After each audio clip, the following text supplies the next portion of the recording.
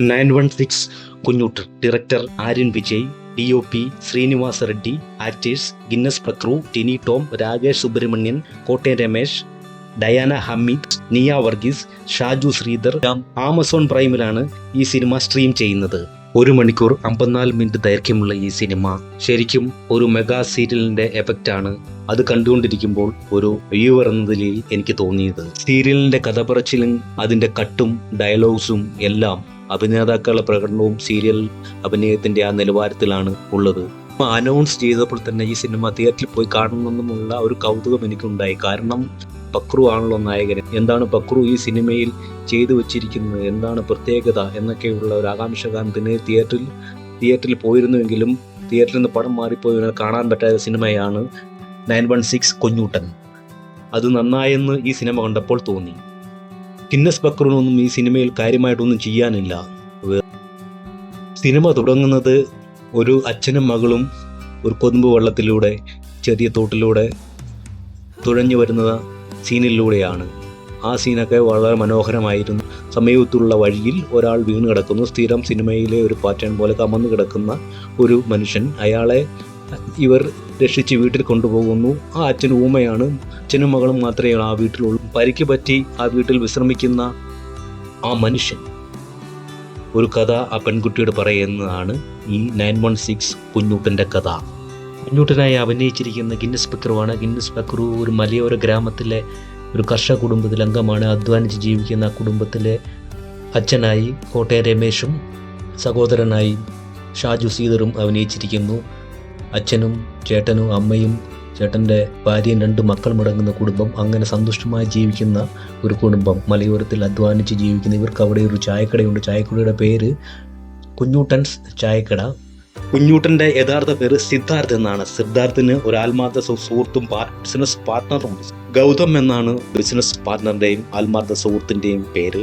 അയാളുടെ അഭിനയമൊക്കെ മഹാബോറാണ്. യൂണിവേഴ്സിറ്റിയിൽ നിന്ന് കുഞ്ഞൂട്ടൻ്റെ കാര്യങ്ങൾ അറിഞ്ഞ് ഒരു പെൺകുട്ടി വിവാഹം കഴിക്കാനുള്ള ആഗ്രഹം പ്രകടിപ്പിക്കുന്നു. കുഞ്ഞൂട്ടനാനും ആ പെണ്ണും തമ്മിലുള്ള വിവാഹവും നടക്കുന്നു. ഡയാന ഹമീദാണ് കുഞ്ഞൂട്ടൻ്റെ ഭാര്യയായിട്ട് അഭിനയിച്ചിരിക്കുന്നത്. വിവാഹത്തിന് മുമ്പ് അവിടുത്തെ ലോക്കൽ ഡ്രൈവിംഗ് സ്കൂളിൽ വിവാഹം കഴിഞ്ഞ് ചെയ്യേണ്ട കാര്യങ്ങൾ പഠിപ്പിക്കാൻ വിടുന്ന സീനൊക്കെ ഉണ്ട്. കോമഡിയാണ് അവർ ഉദ്ദേശിക്കുന്നത്, പക്ഷേ ശോകമായി പോയി. കല്യാണം കഴിഞ്ഞു കുഞ്ഞൂട്ടനും ഭാര്യയും വീട്ടിൽ താമസിക്കുന്നു. അവരുടെ പാട്ടും കൂത്തും. പക്ഷേ കുഞ്ഞൂട്ടനും ഭാര്യയും തമ്മിൽ സെക്സ് നടക്കുന്നില്ല. കുഞ്ഞൂട്ടന്റെ ഭാര്യ കിടക്കും തന്നെ കൂർക്കം വലിച്ചു തുടങ്ങുന്നു. ഒരു ദിവസം ഭാര്യ ഉറക്കത്തിനിടയിൽ കുഞ്ഞൂട്ടൻ ചുംബിക്കുന്നു. അതോടുകൂടി ഭാര്യ വയലന്റ് ആവുന്നു. അവിടെ നിന്ന് ഇറങ്ങിപ്പോകും. കുഞ്ഞൂട്ടന്റെ ഭാര്യ തന്റെ ചെറുപ്പകാലത്തെ നൃത്ത അധ്യാപനിൽ നിന്ന് പീഡനം നേരിട്ട കാര്യം പറയും.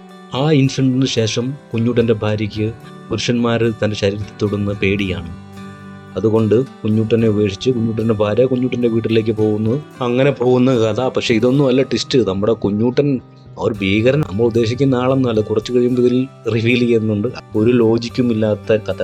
ഇതിനുശേഷം കുഞ്ഞൂട്ടന്റെ ബാല്യകാല സഖി കുഞ്ഞൂട്ടനെ തിരക്കി വരുന്നു. അവർ തമ്മിൽ സ്ഥിരം കാണുന്നു. ഒരു ദിവസം കുഞ്ഞൂട്ടന്റെ സ്കൂളിൽ എത്തുന്ന കുഞ്ഞൂട്ടന്റെ ബാല്യകാല സഖി തിരിച്ചു പോകുമ്പോൾ പെട്ടെന്ന് ഒരു ഗുണ്ടയെ അവിടെ എൻട്രി ചെയ്യുകയാണ്. ആ ഗുണ്ടയുടെ പേരാണ് ദീപേന്ദ്രൻ. എൻ്റെ സഹോദരനുമായി കല്യാണം ഉറപ്പിച്ച പെണ്ണാണ് ഈ മാളവിക എന്നാണ് ആ പെൺകുട്ടിയുടെ പേര്, മാളവിക. അതുകൊണ്ട് അവളെ ഇനി കാണരുത്, കണ്ടാൽ നിന്നെ തട്ടിക്കളയും എന്ന് ഭീഷണിപ്പെടുത്തുന്നു ഒരു ദീപേന്ദ്രൻ. ഇതൊന്നും ഭാവിക്കാതെ കുഞ്ഞൂട്ടൻ ആ പെൺകുട്ടിയായിട്ട് വീണ്ടും കാണുന്നു. ഇതിന്റെ പ്രതികാരം തീർക്കാൻ കുഞ്ഞൂട്ടന്റെ ചായക്കടയിൽ കുഞ്ഞൂട്ടൻ അച്ഛനെ എടുത്ത് ഇടിക്കുന്ന ദീപേന്ദ്രൻ അച്ഛനെ പൊതുജന മധ്യേ അച്ഛന്റെ ഷർട്ടും മുണ്ടും വലിച്ചു കീറി നിക്കറിൽ നിർത്തുന്നു. ഇനിയാണ് ഭൂലോക തോൽവി, air star, rocket star tiny ടോമിന്റെ വരവ്. എമ്മാതിരി വെറുപ്പീരാണ് പുള്ളിയുടെ അഭിനയം. പുള്ളിക്ക് പറ്റുന്ന പണിക്കല്ല കോമഡി എല്ലാം ചെയ്യാൻ, കെമിക്രിയും ചെയ്യാൻ പോകണം. അഭിനയിക്കാൻ അറിയത്തില്ലാത്ത പുള്ളിനെയൊക്കെ ഈ റോളിനകത്ത് എന്തിനു കൊണ്ടുവന്നു? യാതൊരു ഇമ്പാക്റ്റും ഇല്ലാതെ 2 റോളിലാണ് നമ്മുടെ ടിനി ടോം അവരാധിച്ചിരിക്കുന്നത്. കുഞ്ഞൂട്ടന്റെ അച്ഛന്റെ പഴയ സുഹൃത്ത് മല്ലൻ മഹാദേവൻ തന്റെ നാട്ടിൽ കൊണ്ടുവരുന്നു ദീപേന്ദ്രനെയും ഗുണ്ടകളെയും നിലയ്ക്ക് നിർത്തുവാൻ വേണ്ടി. മല്ലൻ മഹാദേവൻ എന്ന് പറയുന്നത് വേറെ ആരുമില്ല, സാക്ഷാൽ ടിനി ടോം. ഒരു ഫാൻസി ഡ്രസ് വേഷം, മല്ലൻ വേഷം.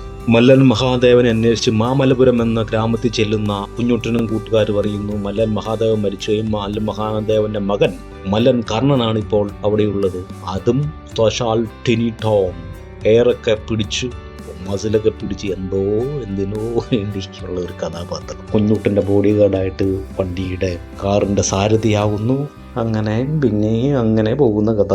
മാളവികയെ പ്രൊപ്പോസ് ചെയ്യുന്ന കുഞ്ഞൂട്ടൻ മാളവികയ്ക്കൊരു രത്നമോതിരം സമ്മാനിക്കുന്നു. ഇനിയാണ് ട്വിസ്റ്റ്. ഇനിയാണ് നമ്മൾ ഈ സിനിമയിലെ ഏറ്റവും പ്രധാനപ്പെട്ട ഒരു കാര്യം പറയുന്നത്. നമ്മുടെ കുഞ്ഞൂട്ടൻ ചെറിയ ആളൊന്നുമല്ല, ബിഗ് അണ്ടർവേൾഡ് സ്വർണ്ണക്കടത്തുകാരെ ഭരിക്കുന്ന, സ്വർണ്ണക്കടത്തുകാരെ നിയന്ത്രിക്കുന്ന കുഞ്ഞൂട്ടനാണെന്ന് ആ സത്യം നമ്മൾ അറിയാൻ പോകുന്നത് ഇനിയാണ്. മാളവിക കുഞ്ഞൂട്ടനെ സ്നേഹിക്കാൻ വരുന്നൊന്നുമല്ല. ഇതൊക്കെ നമ്മൾ അറിയുന്ന മാളവികയുടെ മോതിരത്തിൽ ട്രാൻസ്മിറ്ററുണ്ട്. ആ ട്രാൻസ്മിറ്ററിലൂടെ മാളവിക സംസാരിക്കുന്ന കാര്യങ്ങളെല്ലാം കുഞ്ഞൂട്ടൻ കേൾക്കുന്നു. അങ്ങനെ പോകുന്ന കഥ അവസാനം കുഞ്ഞൂട്ടൻ തൻ്റെ എതിരാളികളെല്ലാം നിഷ്പ്രഭരാക്കുന്നു. അവസാനം കുഞ്ഞൂട്ടൻ്റെ ഭാര്യ കുഞ്ഞൂട്ടൻ്റെ ജീവിതത്തിലേക്ക് തിരിച്ചു വരുന്നു. ഈ സിനിമയ്ക്ക് ഒരു 2ാം പാർട്ട് കൂടി ഉണ്ടെന്ന് സൂചന നൽകിക്കൊണ്ടാണ് സിനിമ അവസാനിക്കുന്നത്. ഒരു കാര്യത്തിൽ നമുക്ക് ആശ്വസിക്കാം, അതെന്തായാലും സംഭവിക്കില്ല. കാരണം നിർമ്മാതാവിൻ്റെ കളസം കീറി ഷഡ്ഡി കീറി നിറയ്ക്കുന്ന നിർമ്മാതാവ് ഇനിയും ഇതുപോലൊരു വാണപ്പടം നിർമ്മിക്കാൻ ഒരിക്കലും മുതിരില്ല. അതാണ് ഏറ്റവും വലിയ ആശ്വാസം.